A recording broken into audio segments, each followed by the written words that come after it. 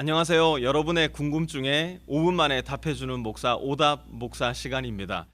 이번 주에 우리가 함께 생각해 볼 한 성도님의 질문은 바로 이거예요. 왜 도마복음은 성경에 포함되지 않았나요?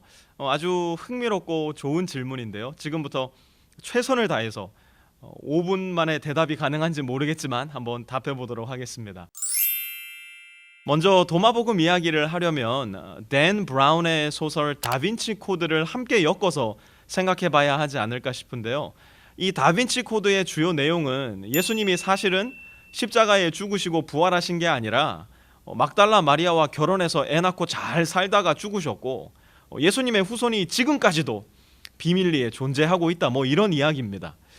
이게요 전혀 허무맹랑한 이야기가 아니에요. 뭐에 따르면요, AD 2세기 혹은 3세기경에 나온 타블로이드 매거진에 따르면요, 그 대표적인 2세기, 3세기판 타블로이드가 바로 오늘 질문의 주인공인 도마복음이고요. 더불어 빌립복음이라는 책도 제법 인기를 누렸던 것 같은데요. 빌립복음의 한 대목을 제가 읽어드릴 테니까요, 한번 잘 들어보셔요.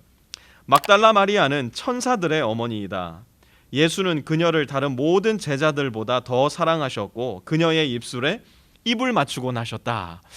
댄 브라운은 이러한 기록들을 토대로 상상의 나래를 펼쳐서 다빈치 코드라는 소설을 적어냈는데요.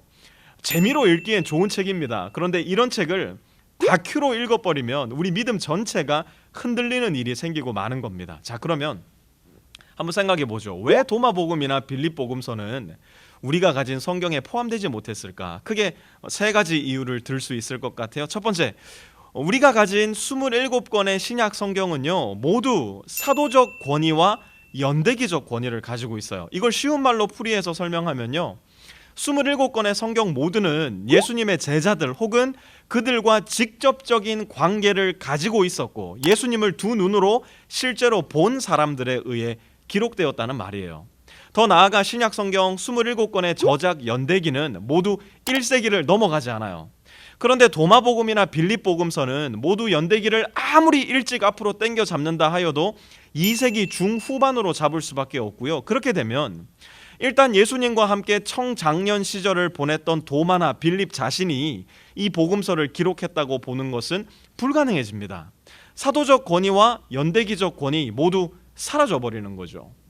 그러면 누가 왜 이러한 이름으로 이러한 기록을 남겼을까? 이유는 간단해요. 교회에서 유명세가 있었던 이들의 이름을 차용하여서 진짜 복음에 기록되어 있는 예수에 대한 믿음을 왜곡시키고 뒤틀어서 잘못된 신앙을 심어주려고 하는 사람들의 의도가 이러한 기록에 남겨져 있었던 거예요. 초대교회는 이것을 예민하게 잘 분별해냈고 바로 이것이 도마복음이 우리가 가진 성경에 포함되지 않은 첫 번째 이유예요. 두 번째로 우리가 생각해 보아야 할 문제는 바로 성경적 권위입니다. 성경적 권위. 이 말을 쉽게 설명하면 성경 안에 있는 66권의 책은 서로가 같은 이야기를 하고 서로의 이야기를 보충하고 진행시켜 나가고 완결해 나간다는 거예요. 그런데 도마복음에는 성경의 이야기와 정면으로 배치되는 이야기가 많이 등장을 합니다. 제가 도마복음의 시작 부분을 한번 읽어드릴 테니까요, 한번 잘 들어보셔요. 이것들은 살아계신 예수가 말씀하신 비밀의 구절들이며 디디모스, 유다스, 도마가 기록했느니라. 여기에는 대본에 눈에 띄는 단어가 하나 있는데요, 그게 뭐냐면 비밀의 구절들이라는 말이에요. 이 비밀의 구절들이라는 말은 초대교회를 강타했던 영지주의 이단에 의해서 자주 쓰이던 말이었는데요, 영지주의자들은 예수님의 십자가 죽으심과 부활을 믿음으로 말미암아 구원받는 것이 아니라 영지, 곧 영적인 지식, 비밀스러운 지식들을 습득함으로 구원받는다 가르치기 시작했어요. 뿐만 아니라 영지주의는 예수님께서 우리와 같은 육신을 입으셨음을 부인했고요. 그러니 당연히 몸의 죽음과 부활 부인할 수밖에 없죠. 도마복음서도 이러한 맥락을 따라갑니다. 이것은 이미 구약 성서에 수백 번 예언된 메시아의 죽으심과 부활에 모순될 뿐만 아니라 신약 정경에 포함된 모든 성경 이야기와도 배치되는 내용이기 때문에 도마복음은 성경적 권위에서도 탈락하고 만 거예요. 재미있는 도마복음 구절 제가 한 구절 더 읽어드릴 테니까요, 한번 들어보셔요. 시몬 베드로가 말했다. 마리아로 우리를 떠나게 하소서. 여성은 생명에 합당하지 못하기 때문입니다. 예수가 말씀하셨다. 보라, 내가 저를 인도해 저를 남자로 만들어 저도 너희 남자들과 같이 살아계신 영이 될 수 있게 하리라. 스스로 남자로 만드는 여자가 하나님의 나라에 들어가리라. 만약 우리가 도마복음을 우리의 성경 속으로 받아들였다면 우리 교회 자매님들께 어떤 끔찍한 일이 일어나게 될지 정말 생각만 해도 끔찍합니다. 더 나아가 여자를 하나님의 형상대로 만드신 하나님의 창조 목적에서도 이 도마복음은 정면으로 배치되고 있기 때문에 이 책은 성경 속에 당연히 포함될 수 없었던 것이죠.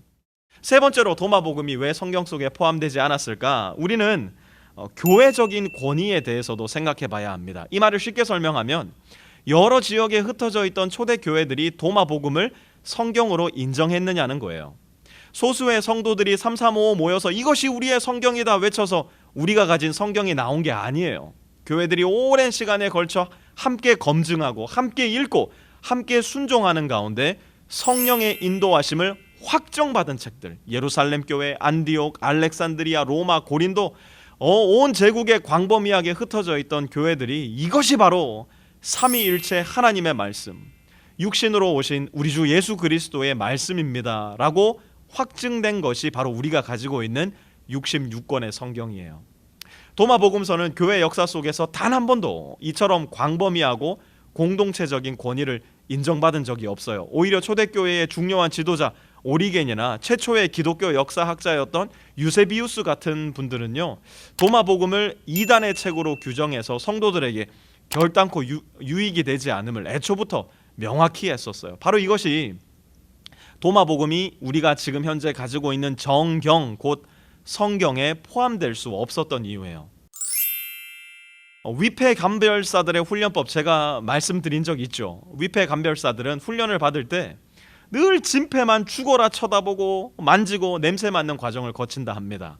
그렇게 진패를 확실히 알게 된 감별사들은요, 위패는 그냥 한번 슬쩍 보기만 해도요, 살짝 만져만 봐도 킁 하고 냄새만 한번 맡아봐도 이게 진짜인지 가짜인지 구별이 가능하다고 해요. 우리 그리스도인들도 마찬가지예요. 진짜 성경을 우리가 더 깊이, 더 많이, 더 성실하게 읽고 묵상하고 이 말씀에 순종한다면 가짜 말씀은 그저 한번 슬쩍 보기만 해도 살짝 맛만 봐도 이거 거짓된 말씀이로구나 분별이 가능할 거예요. 그래서 저는 신천지나 통일교 뭐 하다못해 빵상빵상교에 빠지는 분들 보면 그렇게 안타까운 거예요. 진짜를 모르니까 가짜에 빠지는 것이죠. 여러분 도마복음 한번 읽어보세요.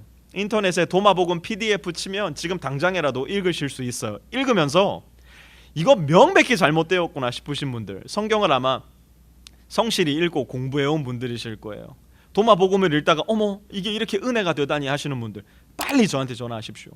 저하고 일주일 합숙을 하시든지 한 달 철야를 하시든지 비탐성을 하루 종일 반복해서 들으시든지 진짜 하나님의 말씀을 먼저 대하셔야 한다는 중요한 사인이 거기에 있을 겁니다. 또 다음 주에 다른 질문으로 다시 찾아뵙겠습니다.